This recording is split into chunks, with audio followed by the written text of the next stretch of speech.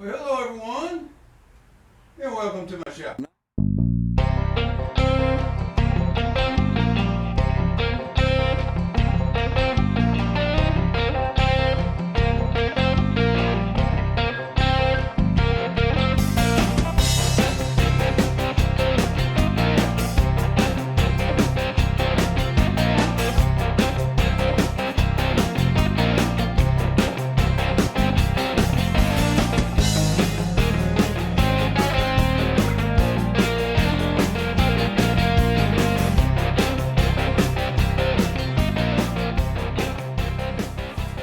Here I am, down here. Boys and girls, first thing you may ask, well, what is that crazy Dave doing underneath this vet? Well, let me tell you, I really don't want to be underneath here, but it's one of them things we got to do. Let me crawl out of here before I fall asleep, and I'll explain to you what I'm up to. Stay tuned, and let's check it out. Oh, this is going to be fun.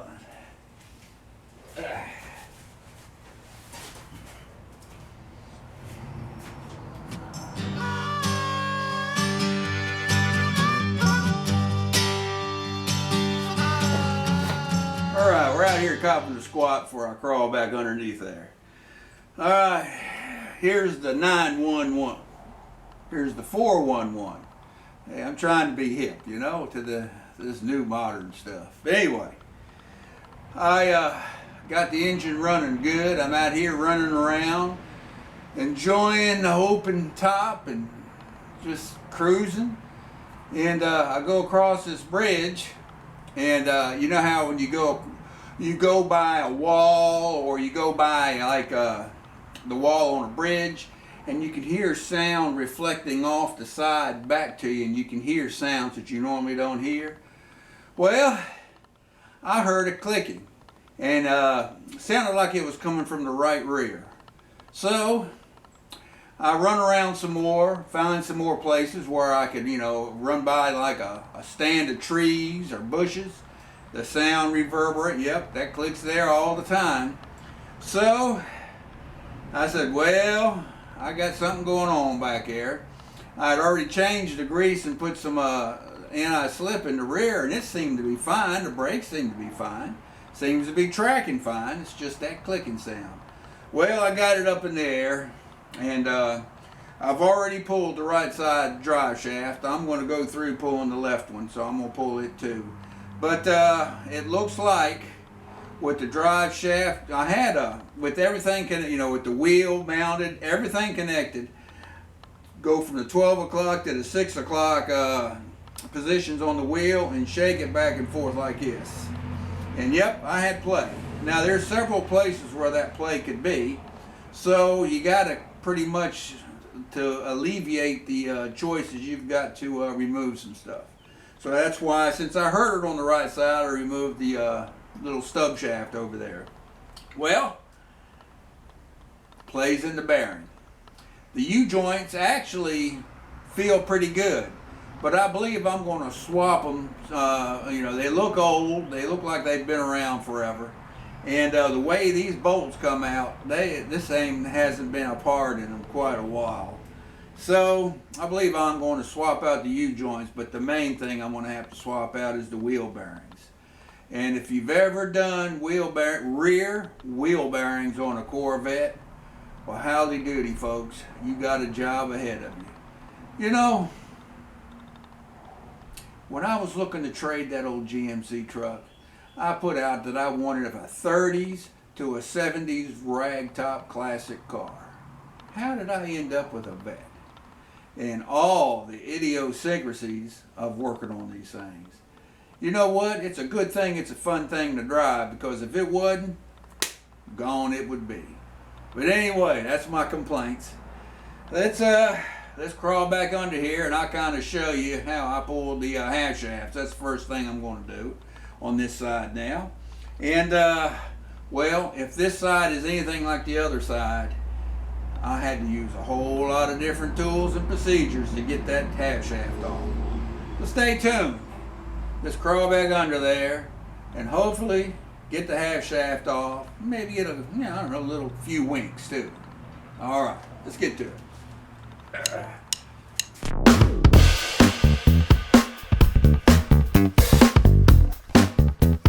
Okay, this is the hub end. There's 4 bolts, 2 on this side, 2 on the other, and up here at the rear end, you also got you got 2 clamps right there. And I found out that it was I couldn't break them loose with a standard like 8-inch 9/16 wrench. So I just removed the spare tire and the part of the carrier to get to get this room to get to it, and it sure helped out a lot. You may want to do the same thing, unless you can break them loose. Once you get them broke loose, they come off easy. So anyway, we're going to start up here at the top and get them out, then we'll do the bottom. All right, I'm going to first attempt the easy try. All right, put some more light up there. Hopefully y'all can see that. All right, we're going to try the easy first, the very easy first. If that don't work, then we'll escalate. All right, so that's a 9/16. We're going to try some battery power on that bad boy. All right. This would not break it loose on that other side. Maybe we'll be lucky on this side. Let's see.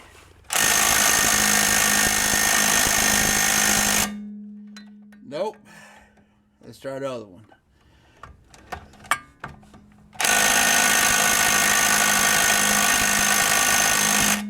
All right.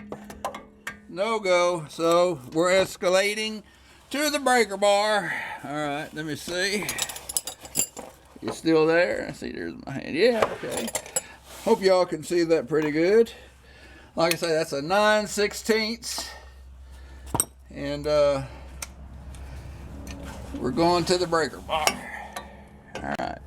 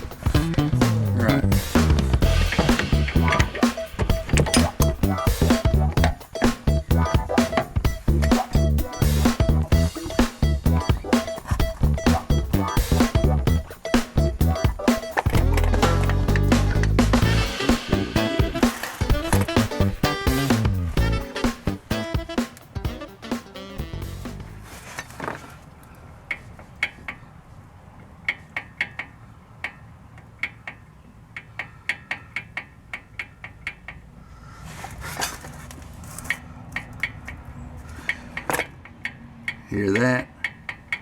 But that's on the left side.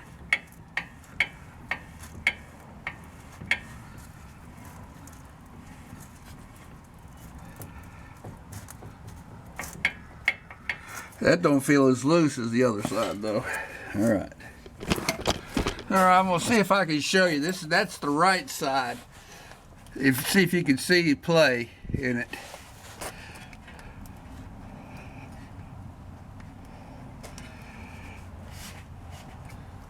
Well, I'm not being very successful. Let me get something else there.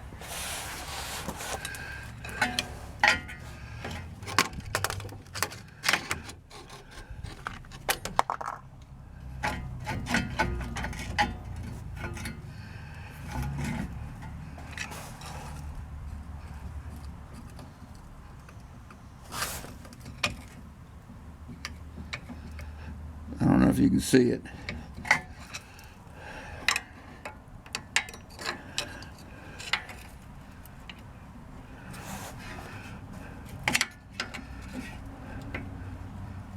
See that play? There's a bad bearing in there. So anyway, so that'll be the next step. Let's go look at the drive shafts, the half shafts, and see what they look like. Now we're going to show the condition of these U-joints. See, that moves real good and easy. That moves real good and easy. I couldn't detect any play while they were in there, and I can't really detect. Well, it's hard to detect them offhand. You got to have them bolted in, but that's really good. You go to the other end here. That's good. I don't feel any rough spots here, but if you look at them, I believe I am going to go ahead and swap them. And the thing is, see, these are greasable. I could not get a zerk into them. I mean, my grease gun to that zerk. So the only way I could grease this is with it out of the car. So I'm probably going to go with the non-greasables. All right, and I got this labeled left. I'm going to put the shafts back on the sides they come off. I don't know why, but I'm going to do it. Okay, feels good. Feels good. Yep, so that feels good. It's loose. A little tight, but not overly tight. Now there's a little rough on this side right here. Yeah, that's rough. That feels rough. That's smooth. Let's see. See if we can see anything. All right. Well, there's no broken needles. That feels good and smooth.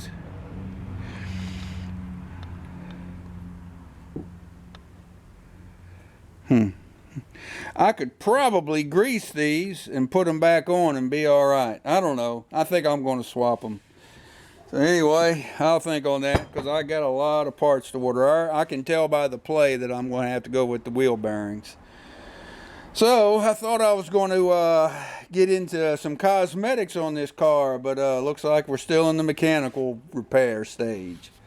Anyway, fun till my daddy took the T-Bird away.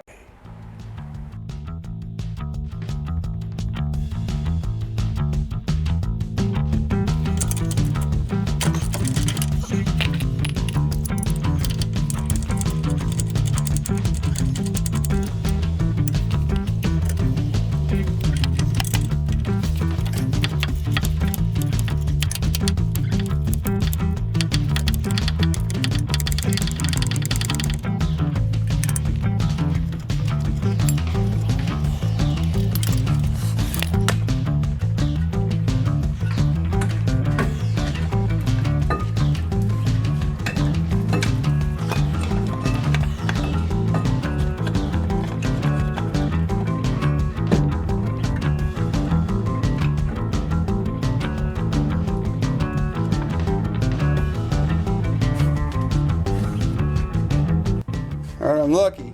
The rivets have been already drilled out by somebody. So all we got to do, try to get that hub off. All right. And I got a new tool I'm going to try.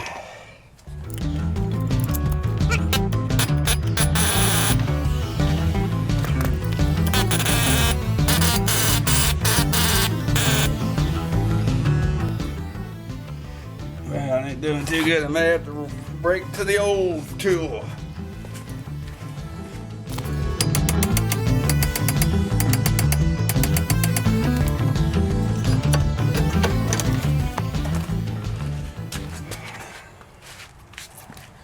Well, boys and girls, I'm going to show you something. There's no parking brake shoes, no parking brake hardware. Basically, there's no parking brake on this car. How about that? All right, now we're going to take off the 9/16. We're going to take off the shock on this side. We've got 9/16 head here, but it's a 5/8 nut on the back side. At least it was on the other. And I believe it's a 9/16 over on the back side here. Right here. I hope you can see it.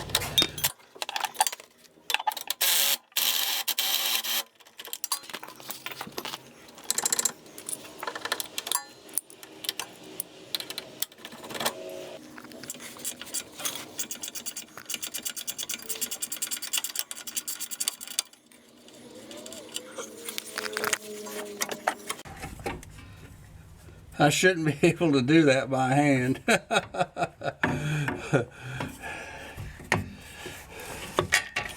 I should. Anyway, that's not a good shock. And then we're going to take off this bracket right there. It holds the shock. Lower shock mount.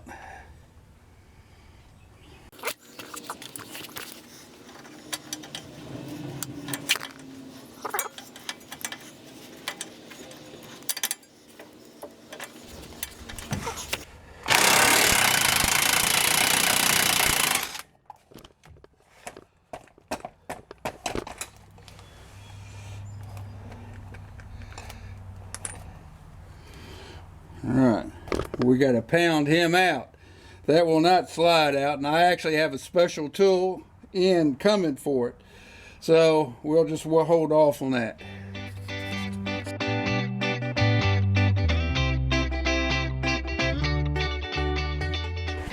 Alright, before I start taking this apart, this end is really thin right here. I'll show you. See how thin it is right there and there? They say that pressing these out can bend that. And the best thing to do is to take the end and bolt it back on, and that'll strengthen it. So that's what we're going to do. And we'll go from there. We're not going to torque them, but we're going to tighten them down where it'll be no slippage.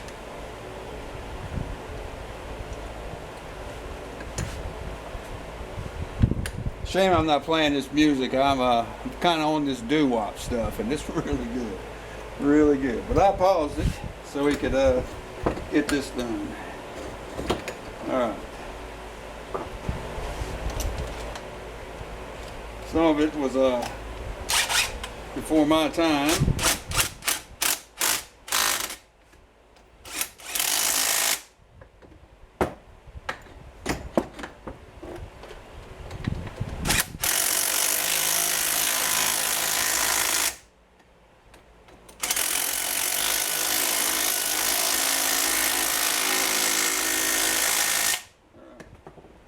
That should be good.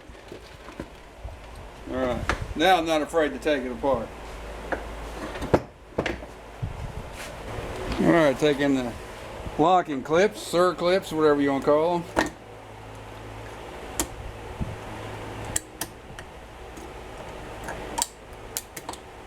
Alright, sometimes you can get them out like that. Alright.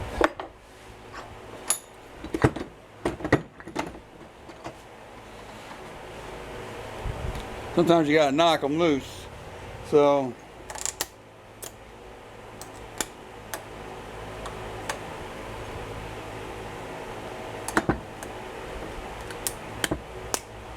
there we go. All right.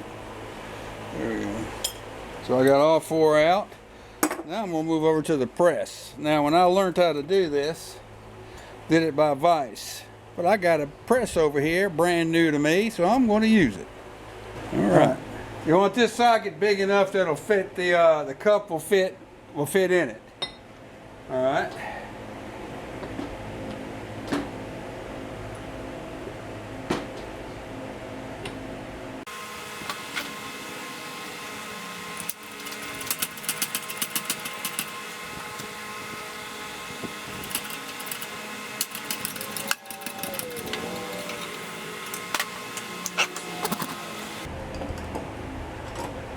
Sometimes you can just grab it like that and get it out.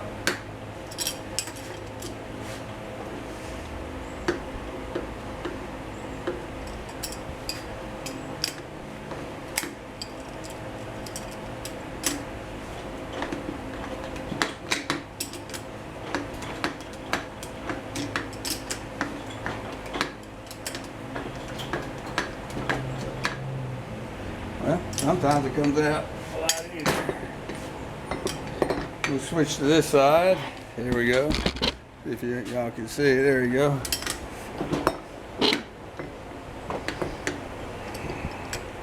There. All right. Now.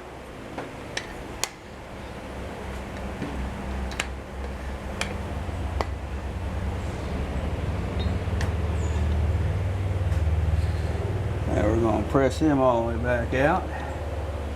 The other side.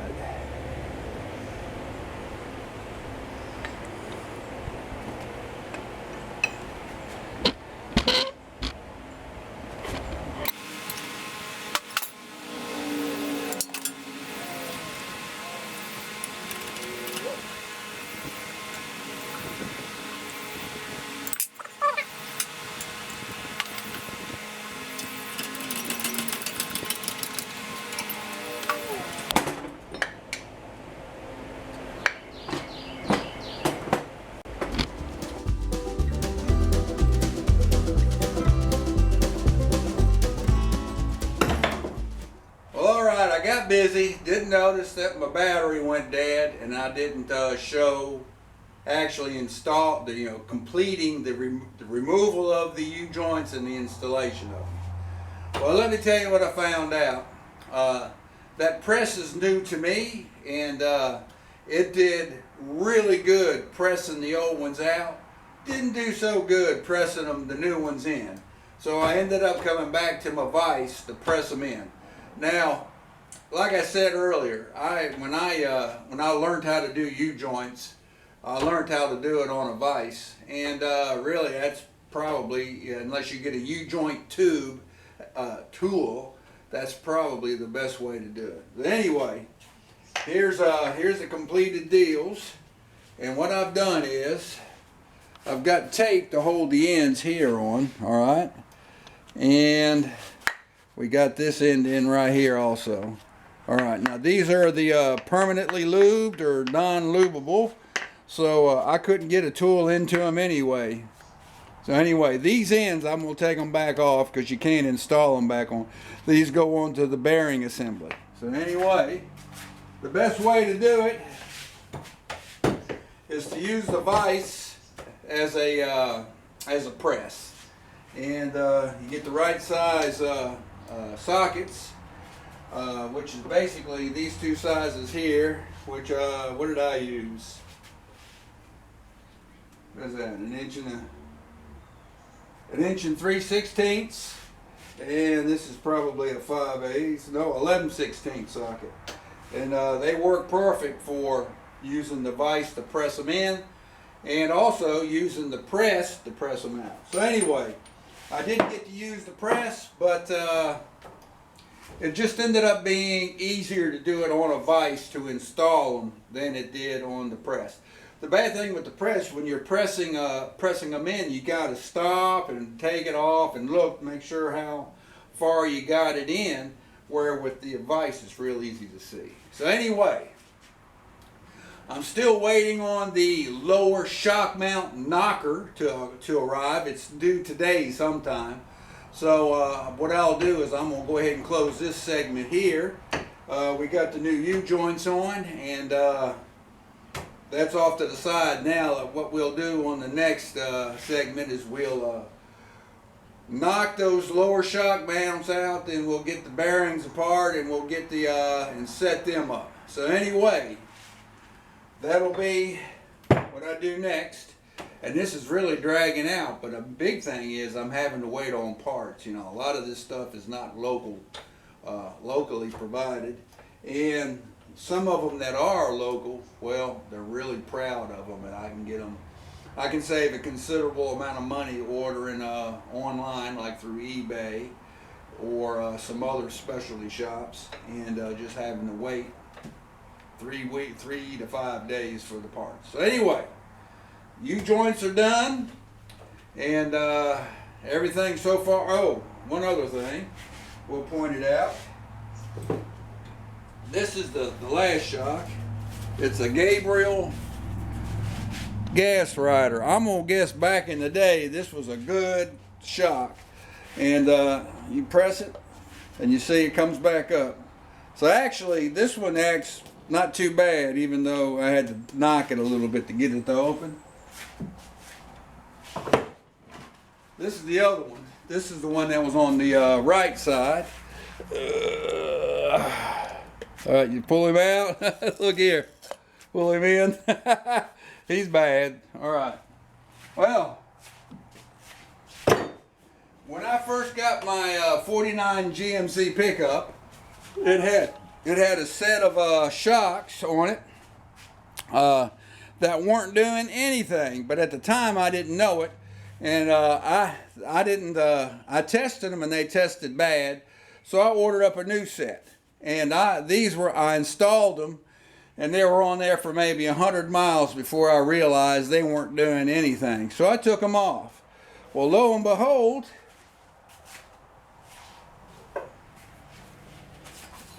look here. Look at that. They're even the eyelets are the same. So these, I put them to the side, and I had these are just sitting around. I don't even remember what name brand they are, but they're good and they'll work for right now. So anyway, what does it say? Gasmatic. Oh, I don't know. But anyway, bottom line is I had in my stash a set of shocks that'll work on the back of this thing. Now they're not Bilsteins or the good stuff, not even a Gabriel, but they are good and they'll do for now. So anyway, so sometimes even a blind squirrel will find a nut, right? So I hope everything's going good with you and yours. Everything is going good here. I have been complaining, but I'm still taking care of the business. You know, sometimes you just gotta let it out so that way you can take a deep breath and just get back to taking care of the business. So have a good one, and I hope to see you around on the next one. See you.